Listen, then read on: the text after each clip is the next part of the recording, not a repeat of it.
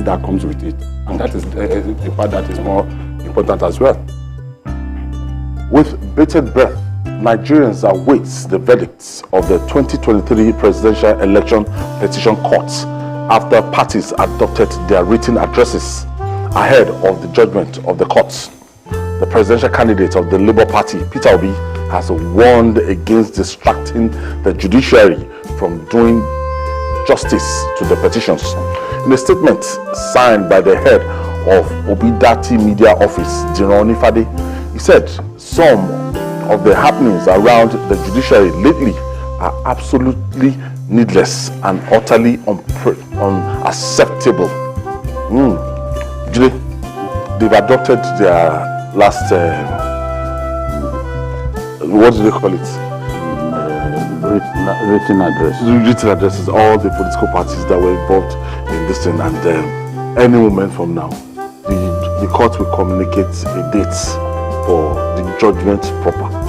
So they've gone, everybody. I think they still have to address the open court. Okay, after they still have to address the open court, the lawyers, that's their written this thing.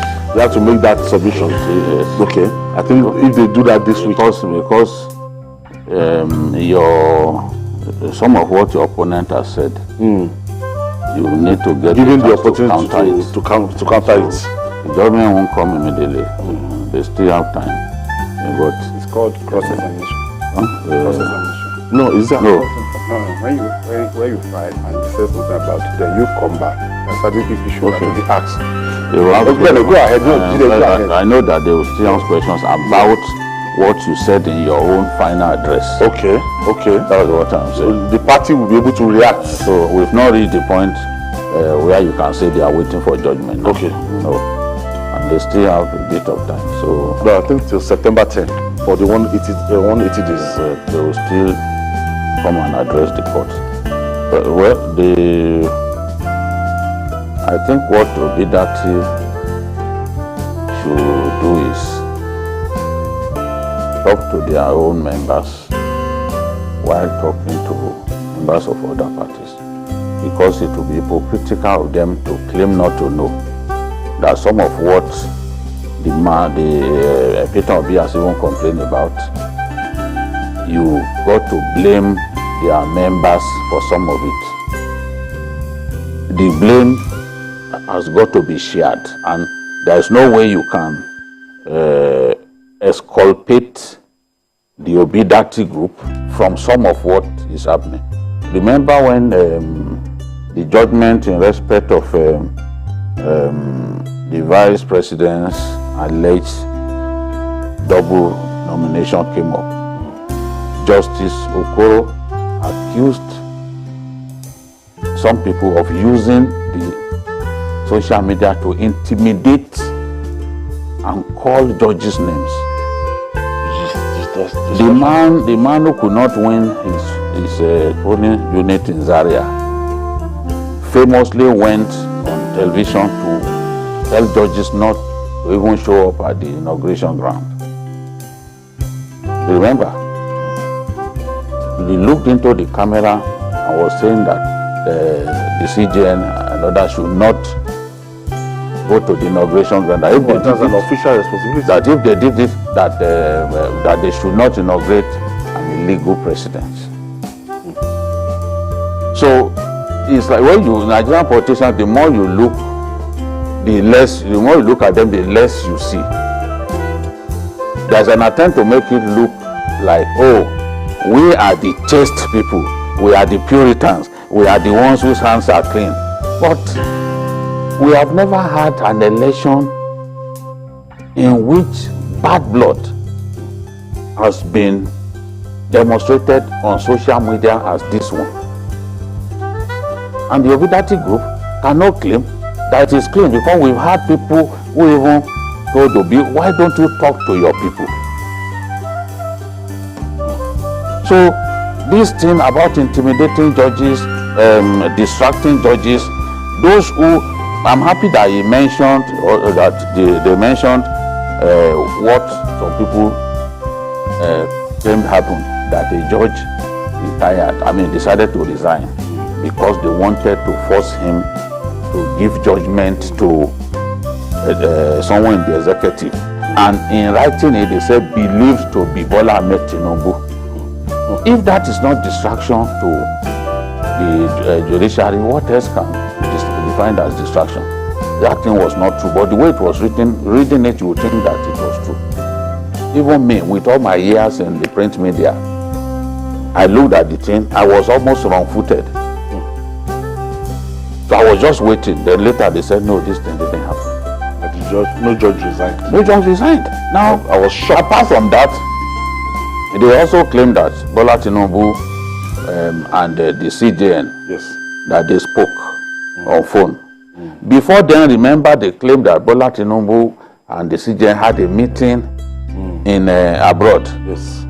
Yes. At the time when they claimed that that meeting was taking place, the man was even attending mosque here in Abuja. He was photographed attending From mosque. his office to They didn't stop at that. They claimed that Wike took some judges on the same panel, and they took them abroad for the purpose of bribing them.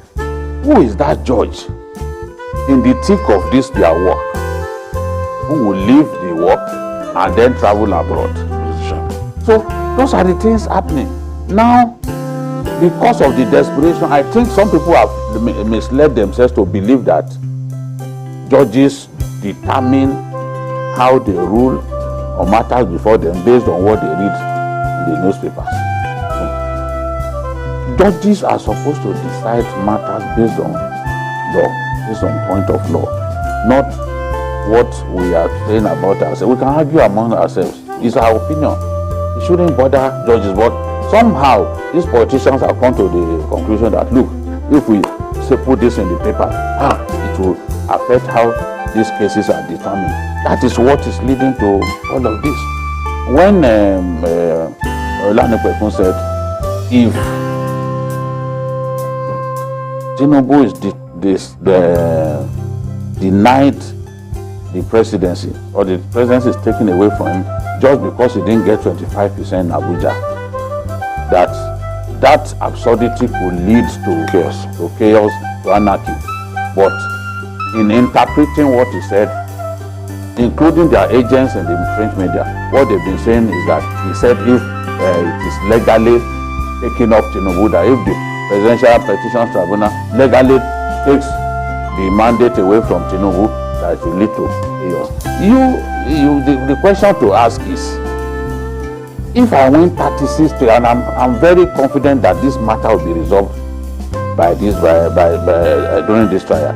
If I win all 36 states and I don't win, and I don't win Abuja, or I didn't score 25% in Abuja, does it make any sense to take my victory away from me? I think that was the point that the man was trying to make, but again it was twisted. So I'm just, as I said in the course of last week, I'm just waiting for time, for this matter to be resolved so that we can have our senses back. Because this thing is just terrible. Sikian, since 1999, I have not seen still by a lot of people are looking forward to what the courts will say about a presidential election. The election was keenly contested. After the contest, you see, had attention shifted to the courts, and it seems the judiciary is so much under pressure. Yes, the judiciary is under pressure, but this is not the first time. So those of us, today we know what I'm talking about. We had a similar case in 1979. Ayo, you'll be very young then. Ayo, you were young. Today you know what I'm talking about. Yes, of course. We are very young. People are saying this is what happened in 1979. Remember, baby, when we were still. It was more tense than this. It was. I'm telling you. Between Awolowo and definitely, it was. When we are talking about the 19th state and the 2/3 of 1990, almost similar to what is happening. Professor Chike Obi. Yeah. This also happened. But we are students of history. My hands are tied. Very similar because in that case, we have 3 parties who are strong. Yes. Quite strong. 4 parties. 4 parties. Even 5. If you say PRP, PRP too. UPN, NPP, MPN, PRP and GRP, five of them. Very, very strong in their own right. In their own right. Like in Kano, you cannot say anything about anything without PRP in Kano. Talakawa party. Very, very strong. GNPP with Waziri Ibrahim. So it was almost a similar thing. We were very young then. I was in primary school, but at least I had a friend like that. But back to what we were talking about. I think what is happening now is that it goes across every party, at least the three leading parties, APC, PDP, Labour Party. What is happening is that people are moving this issue from court to court of public opinion, what you call court of public opinion, which most of them are not, does not necessarily count. Just as Jide said, in law we are taught that a judge can only give judgment based on evidence before it, nothing more, nothing less. In fact, even if a judge cannot add or subtract from what evidence has been put, and that is the case. Or else, in law, that is what we call descending into the arena. In law, a judge cannot descend into the arena. Then let us look at the issues. Some of the submissions made so far. The APC, the Labour Party, when the council is saying that Tinubu and Shettima should be, the result should be annulled and they should back from, P2B should be declared the winner of the election. But Tinubu council in their own said, let us even assume that this election is cancelled. If there are going to be a rerun, that Labour Party should not be part of that rerun. It is going to be between Atiku and their council was able to put up some certain institutions, like justifying it through section 134, subsection 2, subsection 3, subsection 4, which states that if there is going to be a rerun, it is the person that came first and second that will qualify to be part of that. That Peter Obi cannot and will not, should not be part of that. That is the position of the APC. Now, they went for that to say that if you also look at it from the point of the highest vote won, in terms of highest vote, it was tabulated. President Tinubu had 8 million, Atiku had 6.9, P2B has 6 points. That also shows that P2B is nowhere near a rerun, if that's what there's going to be. Then, thirdly, it also went ahead to say that if you also look at the winner of the two-thirds in the state, that Tinubu had the majority in about 19 states. Atiku in about 16. When you're looking at Obi, so those are the things canvas. But finally, the P2B councils are saying, don't say that disqualified Tinubu outrightly. Remove him. So that the race will not be between. So you can see that. So this is where the court of the tribunal will now comment. On the final note, they also stated, let me also give it. On the final note, they also stated that is the Labour Party. That look at what happened in Kenya. That there was an election that was annulled, where President Uhuru Kenyatta was declared winner. And Raila Odinga went to court. Yes, Raila Odinga. Yes, and there was a rerun. But let me say that when there was that rerun, it was only the two major highest districts. So, but let us wait and see what the tribunal is going to do. And if this is going to be a similar task for the judiciary, because you know why? A lot of people of late don't seem to have so much confidence in our judiciary. And I would think that this is a situation where they can be able to redeem this. But let's wait and continue to wait and see what will happen at the end of the day. All right, moving on now. For a country